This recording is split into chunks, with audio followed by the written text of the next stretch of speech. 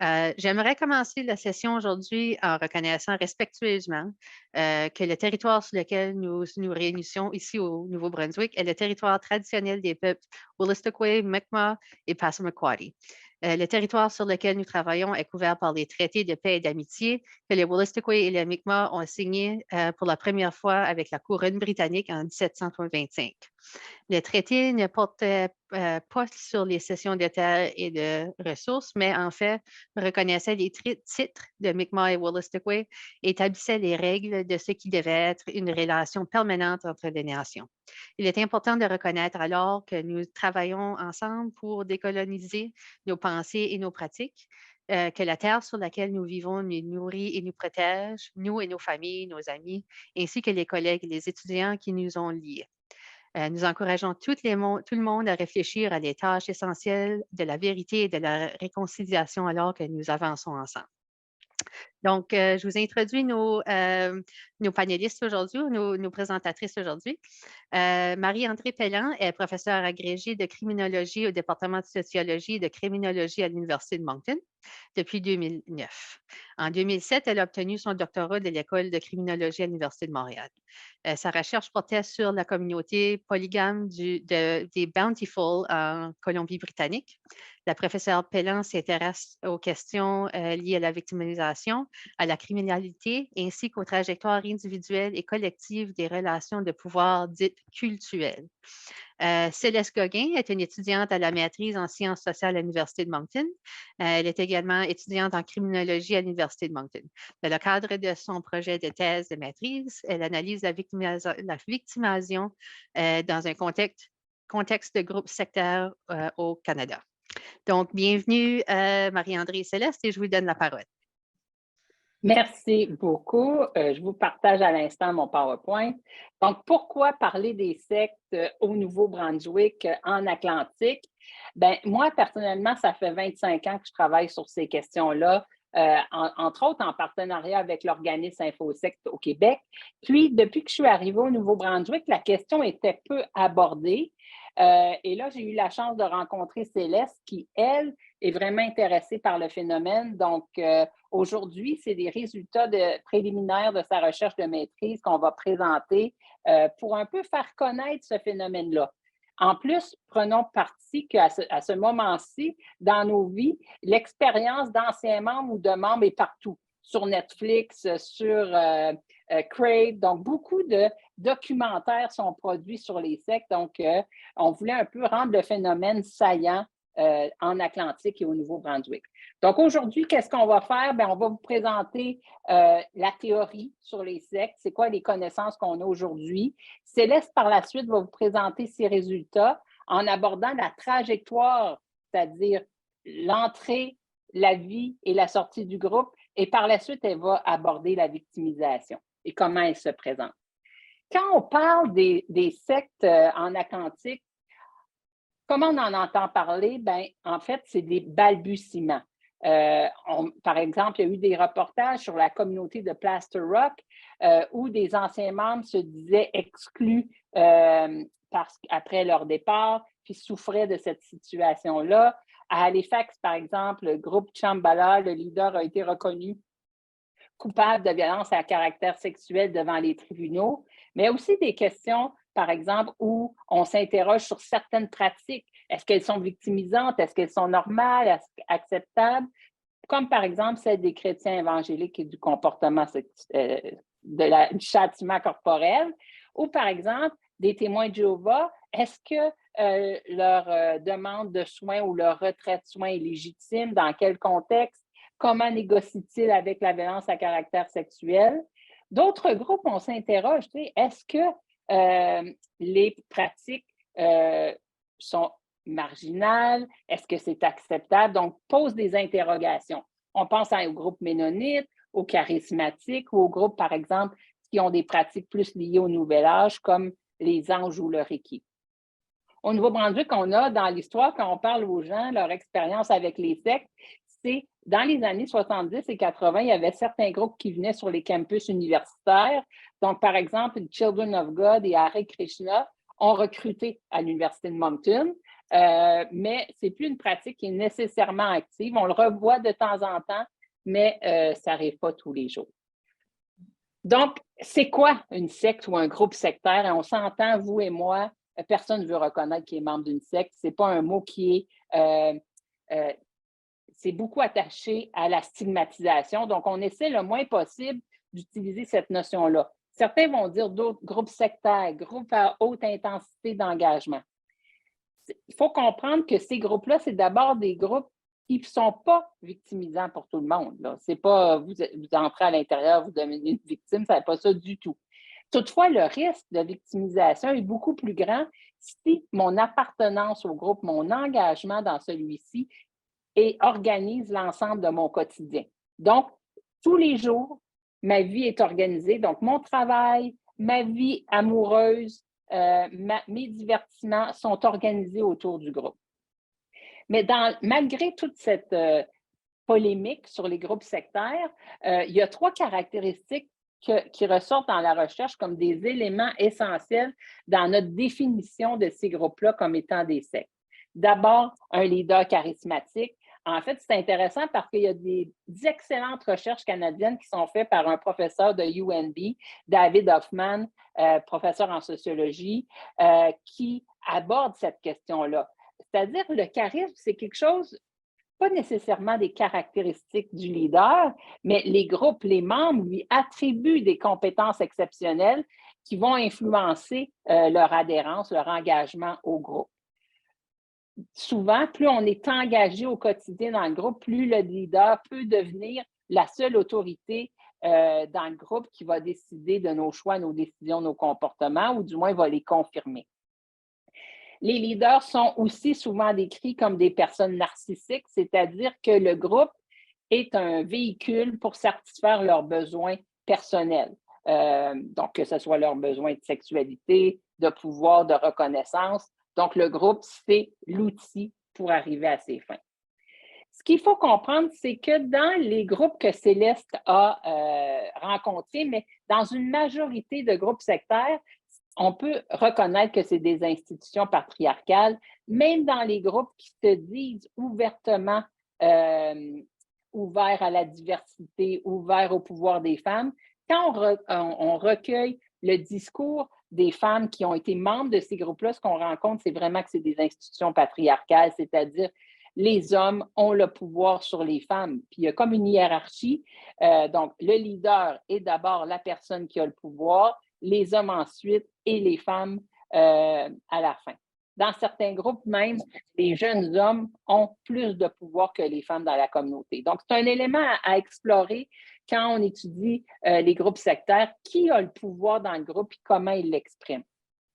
Ce qu'il faut comprendre, c'est que cette structure de pouvoir-là va entraîner donc une vision souvent très naturalisante des femmes. Ça veut dire quoi? Le rôle des femmes dans le groupe va être utilisé sur leur capacité d'aider, d'aidante naturelle, sur leur capacité ou non à mettre au monde des enfants et sur le soin qu'ils vont offrir dans le groupe. Ils vont avoir peu de choix sur leur fonction dans le groupe. Ils vont surtout être au service de la réalisation du projet commun. Il y a aussi beaucoup de recherches sur les techniques de contrôle ou les stratégies de contrôle qui sont utilisées dans le groupe. Dans les années 70, on parlait de brainwashing, de manipulation. On ne parle plus de ça. On parle beaucoup plus de techniques d'influence. On parle beaucoup plus, oui, de techniques de manipulation ou de coercition.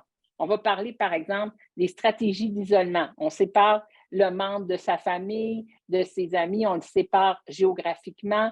On le sépare, par exemple, parce qu'on lui fait porter des vêtements qui sont différents. Donc, tout le monde peut associer son engagement au groupe. Une autre façon de contrôle, c'est en utilisant la peur. Donc, une fois qu'on a intériorisé la doctrine, on va se rendre compte que si la personne dévie de celle-ci, elle va ressentir la peur. Donc, elle va beaucoup contrôler ses comportements. Ça peut être aussi la peur de la fin du monde, la peur de mourir. Donc, beaucoup de peurs qui vont contrôler son engagement dans le groupe.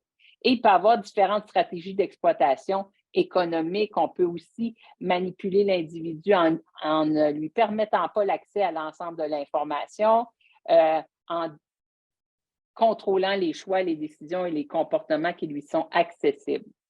Ce qu'on se rend compte dans toutes ces stratégies-là, c'est que souvent, ce qui est sous-jacent, c'est la notion qui est souvent utilisée en violence conjugale, hein, de la définition, ou en partenaire intime, de contrôle coercitif de START, c'est-à-dire un certain contrôle ou une violence qui est vraiment non agressive.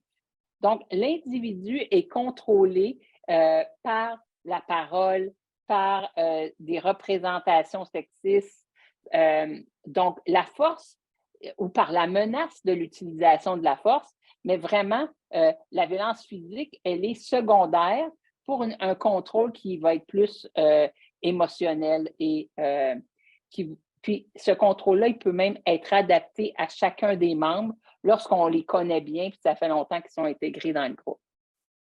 Il y a aussi un fonctionnement particulier, c'est que oui, il y a une doctrine, mais la doctrine, lorsqu'elle est intériorisée, le membre peut donc devenir son propre bourreau, c'est-à-dire que lui, il va contrôler ses comportements pour s'assurer de correspondre à la philosophie du groupe.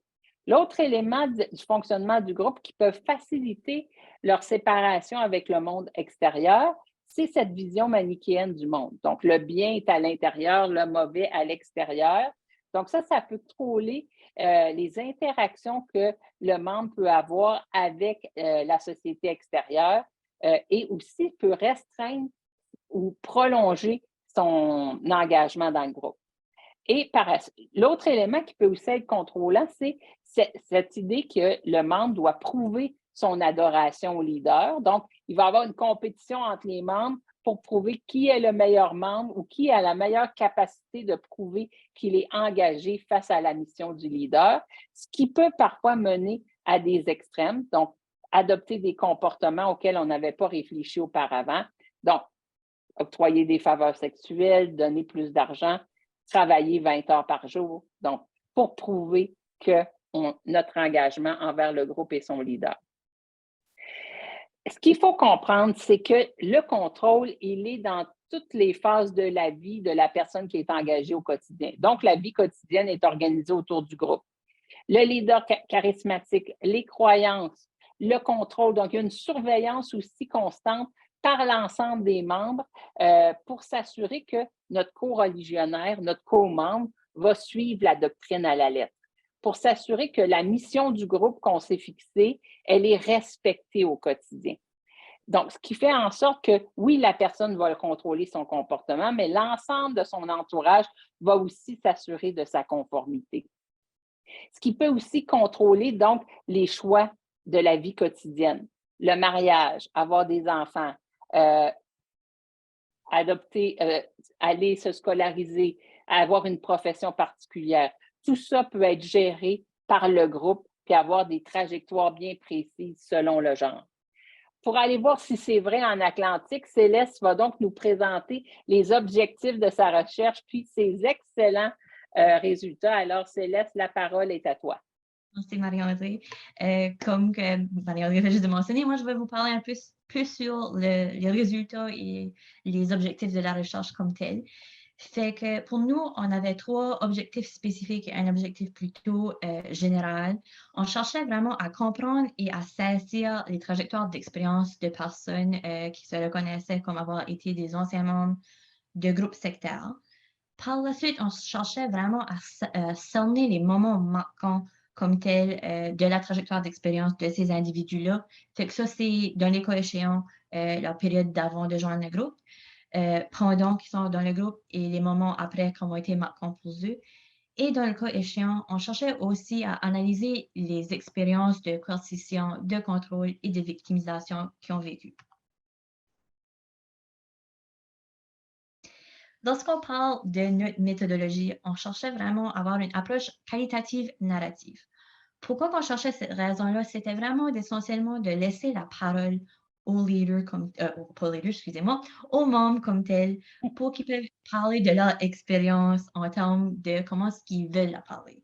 Fait que pour certaines personnes, c'était de débuter aussitôt qu'ils ont débuté dans le groupe, comme certaines personnes ils ont choisi de parler avant de joindre le groupe, qu'est-ce qui les a portés à joindre le groupe. Fait qu'avoir une approche narrative était très important pour nous. Puis c'est pour ça notre question principale, une question générale, était « Parlez-moi de votre expérience en tant qu'ancien membre de groupe ».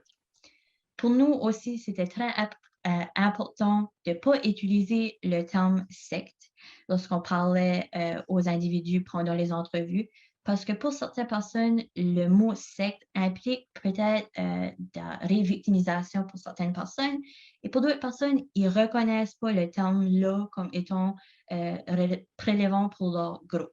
Fait que pour d'autres personnes, ils choisissent d'autres termes. Fait que pour nous autres, pour assurer certainement pas de situation de révictimisation, on a choisi de rester avec groupe. En termes de recrutement, on a choisi 3 méthodes, 2 plus qu'un autre, c'est sûr. On a choisi la méthode de publication dans les médias sociaux avec une affiche pour des participants.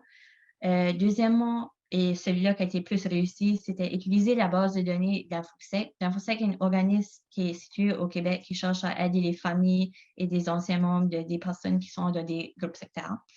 Avec ces 2 méthodes-là, on a aussi pu mettre en place la méthode de boule de neige qui a permis que certains participants qui ont été recrutés par les médias sociaux ou par les bases de données connaissaient d'autres personnes qui n'avaient pas nécessairement les connexions à InfoSec ou dans les médias sociaux et ça m'a mis en contact avec nous pour voir ce qui est intéressé, puis on a pu avoir un beau nombre de participations.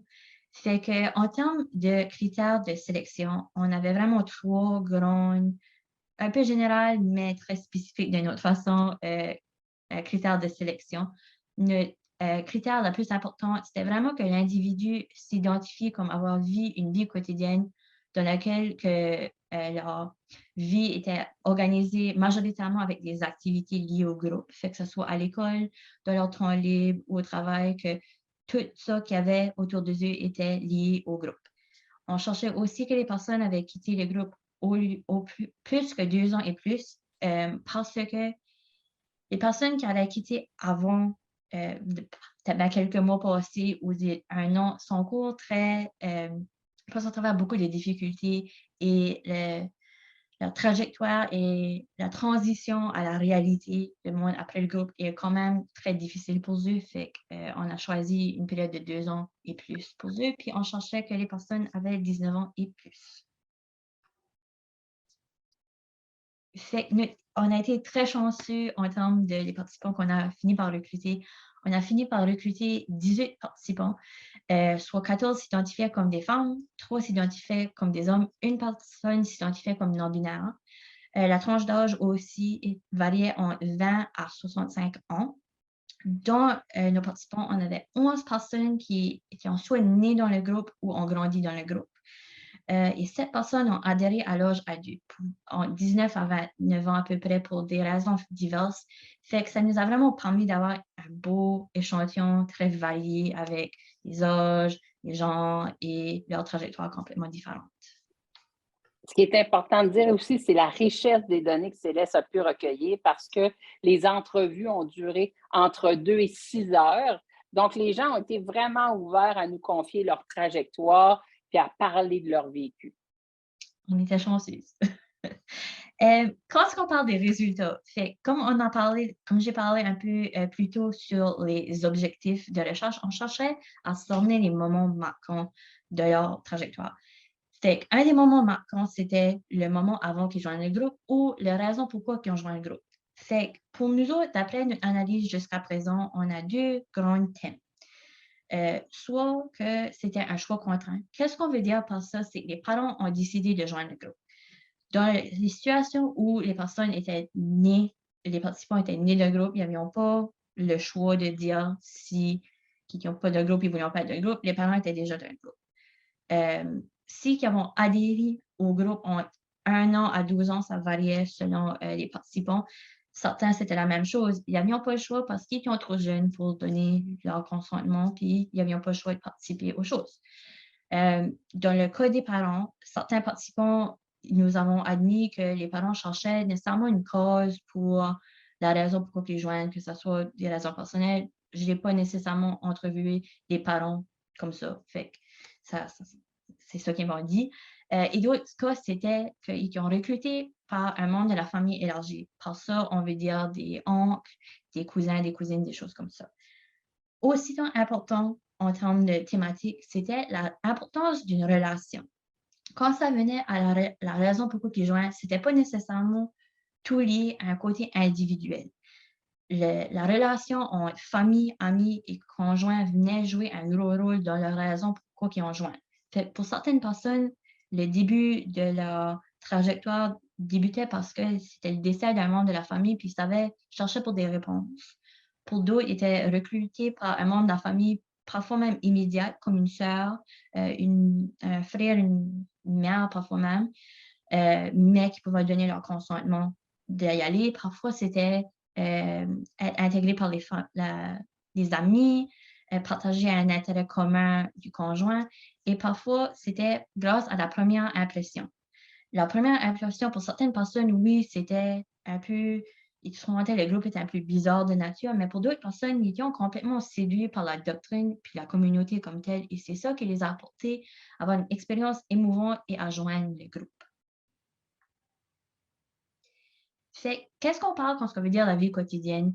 C'est un peu, pour certaines personnes, il y avait des aspects, des moments marquants, mais d'autres, c'était juste des moments qu'ils réalisent que ça les a soit restés pour une raison pourquoi ils vont rester dans un groupe plus longtemps.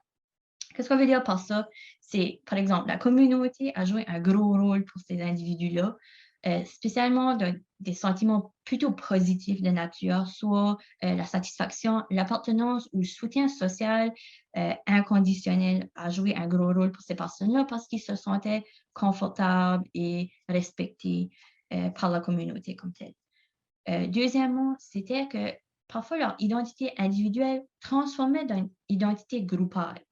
Qu'est-ce qu'on veut dire par ça? C'est souvent lié à la contribution comme telle. La contribution de changer le groupe était quelque chose, de changer le monde qui venait du groupe était souvent répété parce qu'il y avait le sentiment de « Ah, ben, je peux changer le monde avec l'aide du groupe. Si moi, je contribue avec le groupe, je peux aider. » Fait qu'à part de ça, leur contribution comme telle dans le groupe, qu'est-ce qu'ils pouvaient emporter dans le groupe? Ils emportaient à rester plus longtemps. Aussi, il y avait parfois une idéalisation d'une figure d'autorité. Parfois, ça pouvait être le leader, mais souvent, c'était quelqu'un qui était quand même haut sur l'hiérarchie, mais pas nécessairement le leader comme tel, qui voyait comme un peu comme une idole, qui voulait devenir comme cette personne, fait qu'ils ont resté dans le groupe pour plus longtemps. D'un autre côté, il y avait des côtés un peu moins positifs, pourquoi des moments marquants où ils restaient un peu longtemps dans le groupe. Fait qu'on parle beaucoup de la réalisation du temps investi dans le groupe. Fait que ça inclut le temps, l'effort, l'argent. Ceux qui ont mis des milliers de dollars, ils se sentent obligatoirement de rester dans le groupe. Pour d'autres personnes, à la fin de la journée, ils n'avaient pas d'autre plan B. Ils ne savaient pas où aller s'ils allaient quitter. Fait qu'ils restaient dans le groupe. Puis pour d'autres personnes, c'était vraiment lié avec un sentiment de piège. Qu'est-ce qu'on veut dire par ça? C'est pour certaines personnes, leur impression initiale n'était pas la exacte même affaire que ce que ça a venu après 2 mois, 4 mois, ainsi de suite. Ils se sentaient piégés à être dans un groupe qui ne s'attendait pas à être ce que ça a devenu. On a aussi écrit que beaucoup des participants ont mentionné la vision en tunnel. Qu'est-ce qu'on veut dire par ça? C'est l'engagement envers le respect des normes du groupe était très intense de nature. Fait qu'ils n'ont pas eu la chance nécessairement à questionner, à avoir plus d'énergie pour faire autrement. Fait que, des mariages soit forcés ou des mariages qui devaient faire partie étaient presque au quotidien ou au quasi quotidien. Pour certaines personnes, c'était le porte-à-porte. L'autorité parentale joue un gros rôle aussi. Comme par exemple, le porte-à-porte, ça emportait beaucoup d'émotions et d'énergie avant, passer au travers le porte-à-porte, pendant et après. Fait qu'ils n'ont pas d'autre temps à penser autrement. C'est ça, ils étaient tellement engagés au quotidien qu'ils ne pouvaient pas réfléchir à est-ce que j'aime ça, j'aime pas ça, ça m'intéresse. Non, on était dans l'action constante. Exactement. Ce qui était intéressant quand même, c'était un sentiment d'empowerment que ces participants-là ont retrouvé lors de leur vie quotidienne pendant le groupe. c'était des actes de rébellion essentiellement. Fait que pour certaines personnes, c'était aussitôt simple comme fuguer de la maison. Pour certaines personnes, ils se sentaient pas en sécurité, ils ne voulaient plus attendre les normes du groupe. Ça, ils fuguaient pour soit quelques heures, quelques jours, quelques semaines. Pour d'autres personnes, pendant l'entrevue comme telle que je passais, ils reconnaissaient directement leur identité de rebelle. Ils disaient souvent, à l'adolescence, j'étais très rebelle de nature pour ça. Puis pour certaines personnes, ils ont spécifié ça dans 2 grandes catégories, plus ou moins. Fait qu'il y avait plusieurs personnes, c'était de défendre leur individualité. Pour certaines personnes, c'était par rapport à leur code vestimentaire, soit, par exemple, la longueur de leur jupe, leur robe n'était pas assez longue. Puis pour d'autres personnes, c'était vraiment à parler contre l'autorité comme telle, à répondre à l'autorité, quelque chose qui n'est certainement pas nécessairement vu comme approprié d'un groupe. Puis pour d'autres personnes, c'était aussi simple qu'avoir un emploi à l'extérieur du groupe qui n'avait aucun lien par rapport au groupe, parce que ça leur libérait un peu monétairement et leur énergie était ailleurs que le groupe. Un autre moment marquant pour des personnes qu'on a vraiment mis l'accent dessus, c'était pourquoi les personnes ont quitté la communauté, leur groupe. Ce qui est intéressant, c'est que les thèmes sont aussi les mêmes, un peu comme que Marie-André a parlé au début de la présentation par rapport aux caractéristiques, soit la doctrine, le leader narcissique et le fonctionnement du groupe. Fait que c'est intéressant un peu à voir. Là. Mais la doctrine, c'est sûr, c'était celui-là probablement le plus présent dans nos entrevues. Pour les participants, c'était beaucoup de réaliser que soit la doctrine en général ou certains aspects de celle-ci ne faisaient pas de bon sens. Ça peut inclure la recommandation médicale, parfois dans les témoins, par exemple.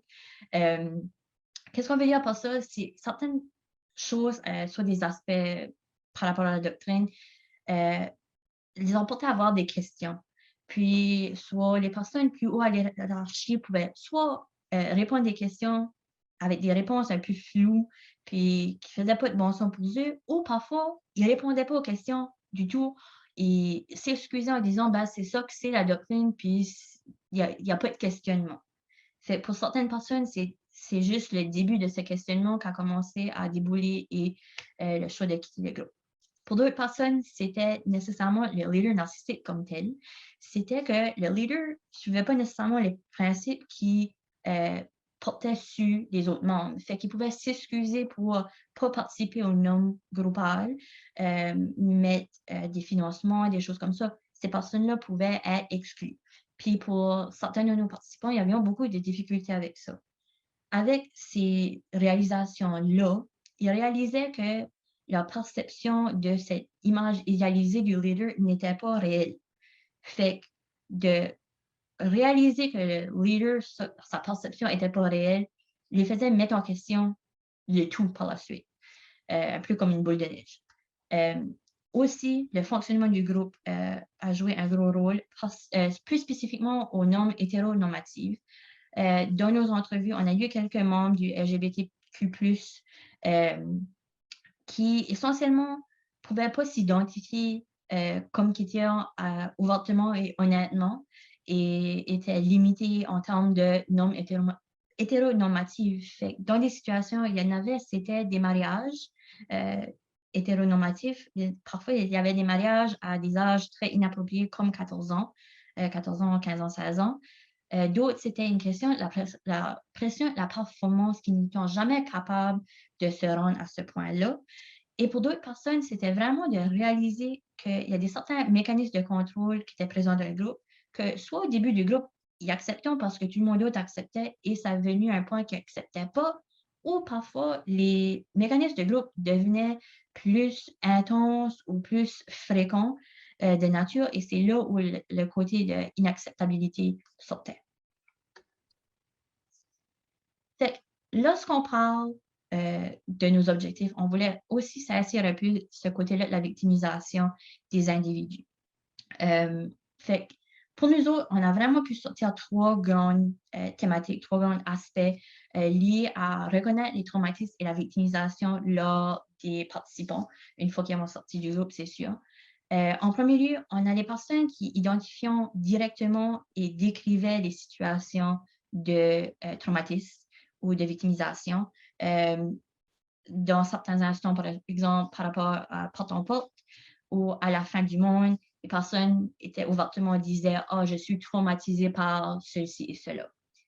Dans le deuxième cas, on a les personnes qui nous parlaient un peu de leur expérience comme telle. On pouvait voir qu'ils avaient passé en travers une victimisation, des traumatismes, mais ils ne nous la nommaient pas nécessairement, ils n'utilisaient pas le terme direct.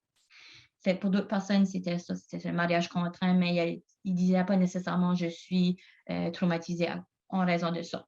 Puis pour certaines personnes, notre troisième catégorie, c'était essentiellement qu'ils ne la reconnaissaient pas. Ils ne reconnaissaient autrement pas les traumatismes ou la victimisation pendant leur expérience.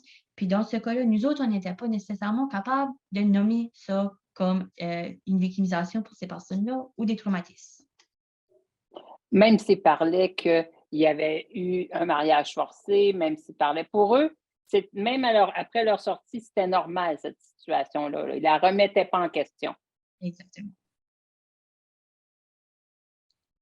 Fait que qui exerce le contrôle sous ces membres-là? Dans la diapositive ici, on a 5 éléments, mais c'est important de noter que ce n'est pas parce qu'un élément est aperçu d'un groupe que les autres ne sont pas aperçus d'un groupe. Dans certains cas, toutes les 5 sont quelque chose qui a été vécu par ces personnes-là. Par exemple, le leader, il y a certaines situations, certains groupes où le leader n'est pas présent. Mais quand le leader est présent, il exerce un gros contrôle parce que les membres ont peur des réactions si ils ne suivent pas les normes groupales. Deuxièmement, c'est le groupe à l'ensemble.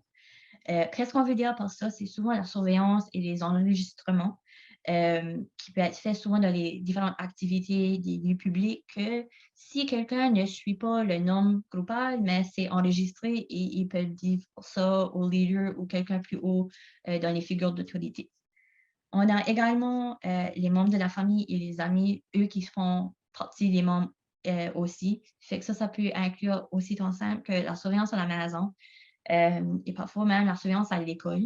Qu'est-ce qu'on veut dire par ça? C'est si des amis qui sont dans le même groupe sont à l'école et observent que quelqu'un ne suit pas la norme, ils peuvent aller dire soit à leurs parents ou à les figures d'autorité d'un groupe plus haut. Aussi pour les femmes, eux, font face souvent à l'ensemble des hommes, pas seulement un lien direct avec eux-mêmes, soit des hommes, soit des conjoints ou autres. Ça peut juste être des hommes qui font partie du groupe. Pour les enfants, c'est un côté de l'ensemble des adultes. Fait que ça n'a pas besoin d'être les parents. Ça peut être quelqu'un qui est juste à l'âge adulte et qui exerce ce contrôle-là pour que les personnes conforment. C'est aussi important de noter que dans nos participants, il y avait des participants qui ont été contraints d'utiliser le contrôle eux aussi. Juste parce qu'ils ont participé ne veut pas dire qu'ils sont exclus d'avoir utilisé du contrôle sur d'autres membres essentiellement. En fait, parce que s'ils ne l'utilisaient pas, c'est-à-dire s'ils ne surveillaient pas les membres, s'ils ne rapportaient pas les erreurs, bien, ils étaient eux-mêmes sanctionnés. Exactement. Parce que toute non-conformité à la norme arrivait à une sanction. Sauf pour le leader, naturellement. Toujours. Quand on parle de la doctrine et la victimisation, c'était très intéressant aussi de ce aspect-là parce qu'on a pu sortir 4 aspects différents liés ensemble. Fait que dans certaines situations, on avait la victimisation qui était directement intégrée avec la doctrine. Qu'est-ce qu'on veut dire par ça? C'est la doctrine poussait des mariages forcés, des images traumatisantes, un côté de perfection ou pureté chez les membres. Et parce que ça existait, ça créait la victimisation à d'autres membres. Par la suite, on avait des situations où la violence n'était pas intégrée dans la doctrine, elle était interdite, essentiellement était interdite dans la doctrine comme telle. Mais afin de ne pas nuire à la réputation du groupe, s'il y avait des cas comme, par exemple, la violence sexuelle se passait dans le groupe, ben, le groupe, parfois, réglait les choses à l'intérieur du groupe. N'allait pas voir la police ou des choses comme ça. Et si ce n'était pas réglé à l'intérieur du groupe, c'était caché afin de garder cette réputation-là du groupe pristine et parfait. Dans d'autres cas, ce n'était pas nécessairement que la doctrine demandait à quelqu'un d'agir comme ça, agir en termes des formes d'exploitation, mais c'était d'accepter, les membres acceptaient de faire partie de des formes d'exploitation pour le bienfait du groupe. Ça peut inclure des aspects financiers, le recrutement dans la rue, le travail du sexe. C'était toutes les formes de contrôle qui faisaient, c'était pour le bien-être du groupe, essentiellement. Et la dernière partie, c'était vraiment lié avec la dynamique comme telle du groupe. Qu'est-ce qu'on veut dire par ça? C'est que certains membres étaient même prêts à contrevenir à la loi pour le bénéfice du groupe, qui peut être comme la fraude et des choses comme ça. Et de ça, ça impliquait une forme de victimisation qui pouvait se suivre par la suite. Quand on parle de les formes de violence vécues, on sait que c'est beaucoup à l'écran, là, ça en fait beaucoup, c'est quand même choquant, toutes les différentes formes de violence vécues par les personnes. C'est important vraiment de noter que juste parce qu'un apparaît ne veut pas dire que les autres n'ont pas apparu non plus. Qu'est-ce que je veux dire par ça? C'est juste parce qu'une personne a vécu, par exemple, le châtiment corporel ne veut pas nécessairement dire qu'ils n'ont pas vécu l'abstinence ou quelque chose comme ça. Fait que de nos résultats, on voit évidemment qu'il y a beaucoup de formes de violence vécues. Mais ça qui est vraiment important de noter, c'est que les formes de violence ne sont pas seulement sur un côté individuel. Oui, c'est évident avec des mariages forcés, des choses comme ça, mais les formes de violence viennent aussi sont vécues à force du groupe, bien du groupe comme tel. Que ça soit physique, que ça soit verbal, que ça soit émotionnel, que ça soit même sexuel, c'est pas limité à individuel, puis c'est pas nécessairement limité au groupe, ça peut intégrer les deux.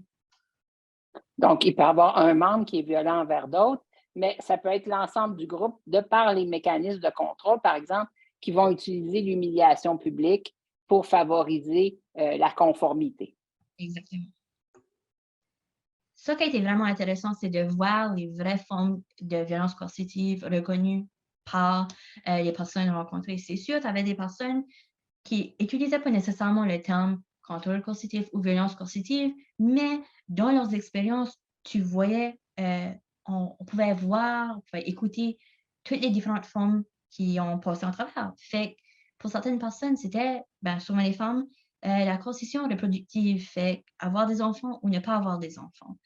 Le contrôle vestimentaire, de ne pas montrer les épaules, les jambes, des choses comme ça. Fait que c'était un code vestimentaire très spécifique. Le contrôle alimentaire a joué un gros rôle. Fait que ça, c'est soit des diètes, la cachette de nourriture de la part des membres, parce que parfois, il y avait seulement des choses comme des craquelins puis une pomme pour souper pour des semaines de temps. Fait que c'était question de contrôle. Un gros était le contrôle interactionnel. Fait que ça, c'était des amis interdits. Souvent, ça pouvait être des amis qui étaient non-membres ou des personnes qui ne suivaient pas nécessairement la norme du groupe. La violence intime et les amis imposés, fait que c'était avec des amis qui étaient dans le groupe aussi, mais qui n'ont pas nécessairement connecté, par exemple. Le contrôle des activités aussi, pas de sport, pas vraiment de poissons, et qui ont interdit souvent à fréquenter des lieux où d'autres non-membres étaient pour ne pas apporter de l'influence essentiellement à ces membres-là. Le contrôle émotionnel a joué un très gros rôle pour les individus. L'humiliation, le gaslighting, ce sentiment-là d'être jamais capable d'atteindre les objectifs, les attentes du groupe ont souvent joué un gros rôle pour ces individus-là.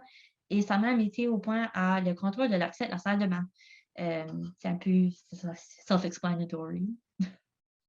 Donc, les membres ne pouvaient pas aller à la toilette quand ils voulaient. Même le groupe contrôlait le fonctionnement du corps des membres. Exactement. Lorsqu'on parle des effets du contrôle, il faut qu'on réalise que le contrôle, les effets du contrôle n'ont pas arrêté dès que les personnes quittaient le groupe. Ils ont eu des conséquences et pour plusieurs personnes, ils ont encore des conséquences très présentes à la vie quotidienne, même après qu'ils sont un peu plus installés, après d'avoir sorti du groupe. Fait que le traumatisme dogmatique, c'est quelque chose qu'on a vu beaucoup, spécifiquement par rapport à la peur du fin du monde. Et ça a même été amplifié par rapport en raison du temps de la COVID. Le temps de la COVID a permis à certaines personnes à questionner si la doctrine qu'elles ont vécue dans le temps du groupe était vraie, questionner si ce qu'ils ont fait était bon de sortir du groupe. Fait qu'ils ont vraiment eu un sens de remise en question pendant la pandémie.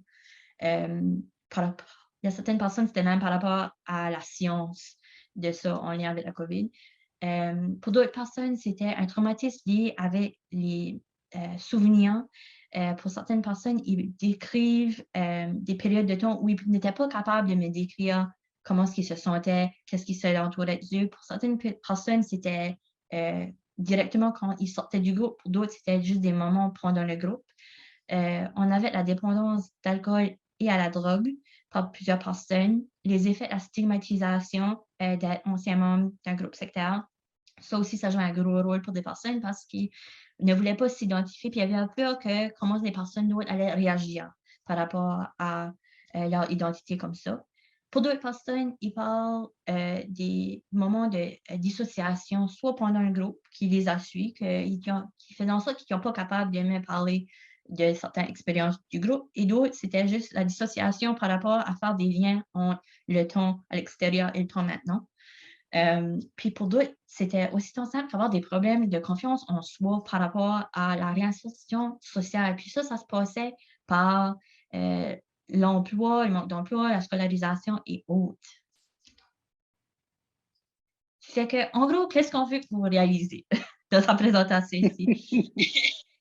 On veut vraiment que vous réalisez, comme on a mentionné, que la réalité est au Nouveau-Brunswick, que le phénomène existe. Ce n'est pas une chose qui est limitée soit aux États-Unis ou dans d'autres pays, ou que c'est limité à des grandes villes comme Toronto, Vancouver, des choses comme ça. Ça existe au Canada, ça existe au Nouveau-Brunswick, puis ça peut exister n'importe où, vraiment au Nouveau-Brunswick.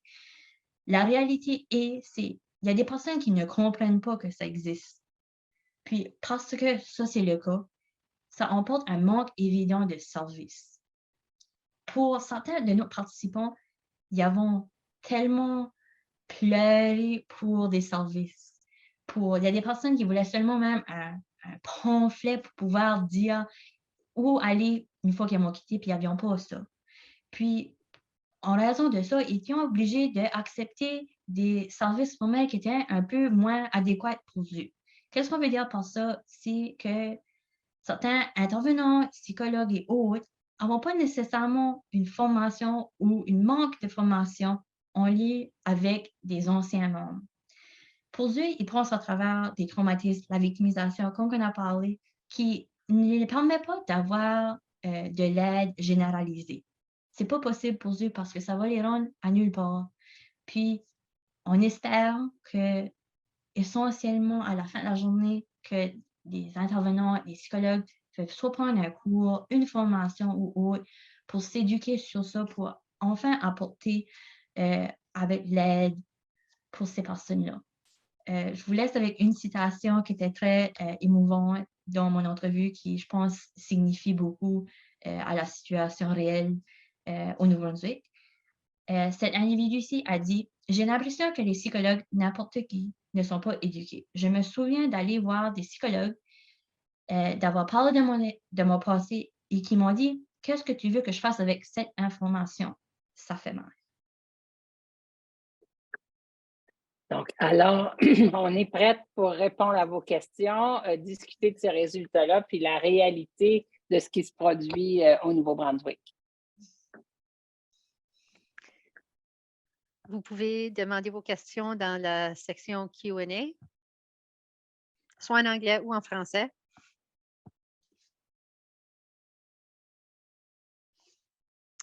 Moi, j'ai une petite question. Merci beaucoup pour la présentation. Premièrement, c'était très intéressant. C'est pas quelque chose qu'on dans les disons, dans nos sortes de violence, c'est pas nécessairement le topic qu'on entend le plus souvent. Donc, Ouais. ça m'a marqué les parallèles par rapport à la violence entre partenaires intimes, les cycles de la violence, les méthodes utilisées pour garder les personnes dans la violence, dans le cycle de la violence. Oui. Puis les parallèles par rapport à le manque de support et le manque d'éducation par rapport.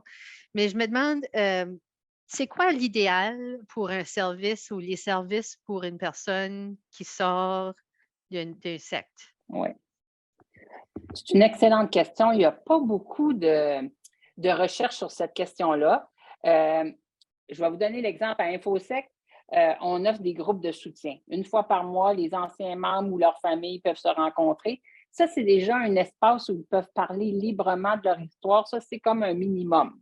Parce que pour la plupart, ils se sentent isolés, puis surtout, ils sentent qu'ils sont seuls dans leur expérience, alors que quand ils rencontrent d'autres anciens membres, ça permet une base. L'autre élément, c'est des individus professionnels de la santé mentale qui peuvent les comprendre. Puis là, ça, c'est à travers le Canada. En fait, au Québec, on peut compter sur le nombre de la main les professionnels qui sont formés. Donc là, on est en train, avec d'autres organisations, de mettre une formation en ligne pour que les professionnels intéressés aient une base. Donc, tu as une personne qui est dans ton bureau qui a cette problématique-là, tu peux aller consulter, ça va t'aider. Mais on est vraiment dans les premiers balbutiements de tout ça, là. Mais ce qu'il faut comprendre, c'est que des fois, ce qu'on voit dans les entrevues de Céleste, mais dans d'autres de mes étudiantes, c'est que des fois, les psychologues vont, ou les thérapeutes, les travailleurs sociaux, même les criminologues, ils vont utiliser des stratégies d'intervention qui vont, si vous voulez, déclencher l'ancien membre parce que c'est une technique qu'ils utilisaient dans leur groupe, comme par exemple la méditation. Donc, c'est pour ça qu'il faut juste un minimum de conscientisation. Puis, moi, je crois qu'il faut aller plus loin. Donc, même si ce n'est pas les sectes, pensons à la victimisation religieuse au Nouveau-Brunswick. On est quand même une province qui est relativement croyante. Donc, il faut se sensibiliser à ça pour mieux intervenir. Comme on a fait beaucoup de progrès dans l'intervention en violence entre partenaires intimes ou la violence conjugale, il faut suivre ce chemin-là pour que nos professionnels aient juste une arc supplémentaire à leur service. Véronique a une question assez semblable à la mienne. Quel genre de service spécialisé à cette expérience existe? Y a-t-il des pratiques gagnantes qui semblent aider certains endroits? Bien, je dirais qu'au Canada, il y a différents regroupements. Ce qu'il faut comprendre, c'est que ces regroupements-là, ils ont tous été créés par initialement des parents ou des anciens membres. Maintenant, c'est devenu des organisations. Il y en a au Manitoba, donc à Winnipeg, il y en a à Montréal, puis au Québec, il y a 2 ou 3 organisations. Mais les meilleures pratiques, il y a des formations qui s'offrent aux États-Unis puis au Québec pour savoir c'est quoi la victimisation spirituelle, religieuse. Donc, on a des modèles qui sont vraiment efficaces pour intervenir auprès de ça, là, auprès des anciens membres. Mais je dirais qu'on est encore dans les premiers balbutiements, puis tu sais, des pratiques fondées sur les données probantes, il n'y en a pas beaucoup encore. Donc, qu'est-ce que les professionnels font? Ils utilisent les modèles qui sont approuvés pour d'autres types de problématiques, dont celles en violence conjugale. OK. On a une autre question par rapport. Avez-vous envisagé d'inclure les abus spirituels dans les types de violences? J'ai vu des clients qui, même après avoir quitté cet environnement, continuent de croire que les puissances supérieures ou tout autre objet de culte sont déçus d'eux. Cela témoigne d'une blessure profonde dans le domaine spirituel du client. Qu'est-ce que vous pensez de ça? C'est tout à fait raison. Céleste va l'inclure dans sa problématique. Céleste parle, par exemple, de ton ancienne membre qui, elle-même, en ayant quitté, a rejoint un autre groupe parce qu'elle souffrait de cet élément-là, de ce contact-là avec un pouvoir plus... C'est aussi intéressant parce que j'ai même eu des situations, des personnes qui m'ont même dit, qui m'ont carrément dit, j'ai vécu l'abus spirituel. Puis ça a été intéressant parce que pour certaines personnes, ils n'ont pas été nécessairement plus en profondeur que ça, mais c'était quelque chose, même dans mes rencontres initiales avec ces individus-là, qui disaient, j'ai vécu l'abus spirituel, elle n'est pas en grosse profondeur, mais tu peux dire ça les suivait quand même encore. Puis pour d'autres personnes, c'est ce côté-là de, ah ben, ils vont joindre un groupe, ils vont quitter ce groupe-là, puis il y a certaines personnes qui vont rejoindre un groupe plus tard, hein, un peu dans le même concept. Et parfois, c'était même des situations où ils vont quitter le groupe, ils vont rejoindre le même groupe par la suite, parce que ce côté-là d'abus spirituel a quand même joué un rôle dans eux, était plus fort qui s'attendaient. Puis c'était ce questionnement de OK, ben, je fais-tu la bonne chose, la mauvaise chose? OK, ben, je vais aller encore une fois pour m'assurer ma sécurité. Mhm. J'ajouterais qu'au Canada et aux États-Unis, on a une vision différente de ça. Quand on va dans les colloques américains, c'est-à-dire la guérison spirituelle est beaucoup discutée. Puis, par exemple, comment retrouver un groupe sain, puis comment retrouver un Dieu qui va me respecter, qui va respecter mes besoins, c'est beaucoup discuté. Donc, comment guérir de l'abus spirituel? Tandis qu'au Canada, on a plus un tabou. En fait, on est encore au point où on dit, ben peut-être que l'engagement spirituel, ce n'est pas une bonne stratégie pour la personne. Donc, le sujet est encore tabou.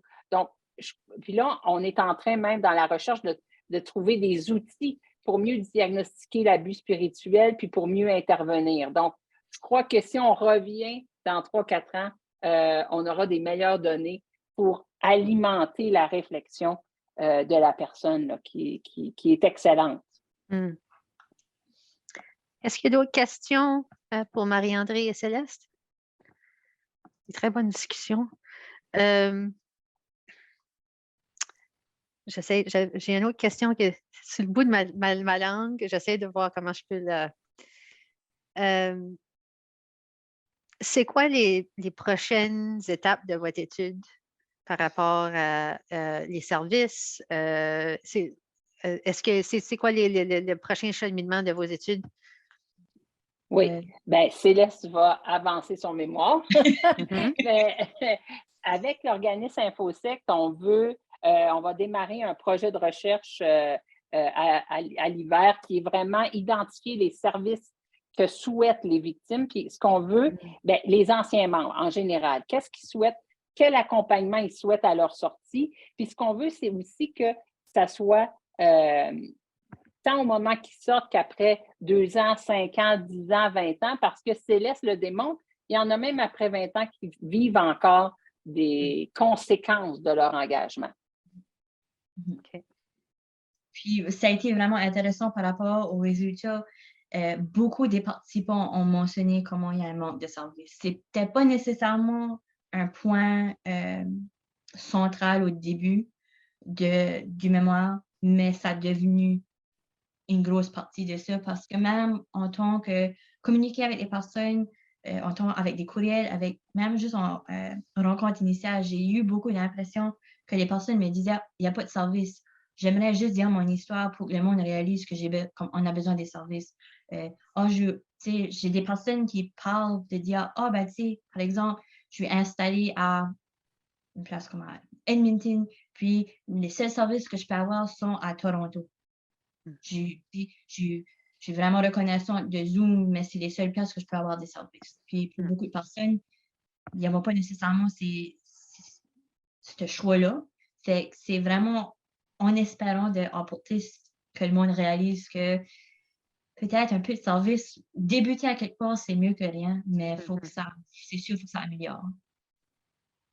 On a une autre question par rapport à les participants de votre étude. Y a-t-il eu beaucoup de personnes de votre groupe d'études qui se sentent à nouveau entières après avoir sorti de la secte? Bonne question. Il y a des personnes qui, je dirais que oui. Je dis entière et pas. J'ai certaines personnes qui ont quitté vraiment à peu près 2 ans passés, vraiment au début de la pandémie. Puis, je pense aux personnes que ça faisait même au-delà de 10-15 ans qui ont quitté. Pour certaines personnes, je pouvais dire qu'il y avait en cours les mêmes façons de difficultés. Il y avait des personnes qui jouaient en cours, les personnes qui m'ont quitté à 2 ans et qui venaient plus, là, peut-être même 3 ans. Je pouvais dire que oui, ils voulaient participer, mais il y avait tellement en cours de côté tourment dans eux que c'était plus fort que eux. J'ai étudié des personnes qui ont dit: «Oh, ma vie est meilleure maintenant». Absolument. J'ai eu des personnes que: «Ah, tu sais, j'ai continué à faire une éducation et j'ai fait quelque chose de ma vie». Oui, mais ils m'en vont même admis que c'est toujours un work in progress Mm. pour certaines personnes. Fait que c'est vraiment intéressant parce que je peux pas nécessairement classer cette personne dans une période de «Ah, ça va bien été, puis je suis bonne», puis d'autres personnes, 11 personnes dans «Ah non, je suis pas correcte». Fait que je pense que c'est ça qui est intéressant, c'est ça qui est un peu intéressant dans le sujet de voir les trajectoires de vie, c'est de voir que tout le monde est à une différente place. Dans notre trajectoire. Je dirais toutefois qu'il faut prendre en compte que les personnes qui ont intégré le groupe quand ils étaient enfants ou adolescents vivent beaucoup plus de conséquences. La scolarisation, donc l'intégration sociale est vraiment plus complexe. Puis on le voit dans leur discours, se faire une place, se retrouver, se construire une identité normande, c'est vraiment plus difficile qu'une personne qui s'est intégrée à l'âge adulte puis qui avait une vie avant. Merci beaucoup, Marie-André et Céleste. On est à 1 heure pile.